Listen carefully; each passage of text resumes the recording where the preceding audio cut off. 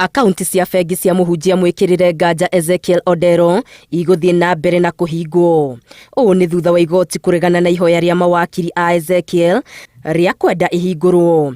So having taken the view that for purposes of section 362 of the Criminal Procedure Code, the impugned order ought to have been challenged by way of revision before High Court at Nairobi, I must refrain from commenting on the correctness, on the legality or the propriety of the orders of the magistrate in application E1348 of 2023.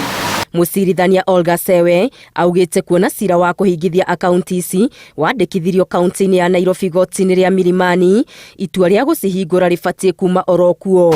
Of course, other avenues open in the circumstances would be a review before the magistrate himself or an appeal from the decision of the magistrate. Oho mũcirithania Olga Sewe nĩ ateanĩirie ihoya rĩa Ezekiel rĩa kwenda ceceni yake ya TV ihingũrwo. Sewe akiuga itua rĩu no rĩkinyanĩirio nĩ rũhonge rwa ũmemerekia bũrũri-inĩ.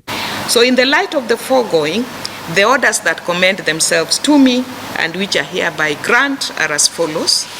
A, that other than prayer G, the rest of the petitioner's prayers in the notice of motion dated 3rd May 2023 fail and are hereby dismissed with no order as to costs.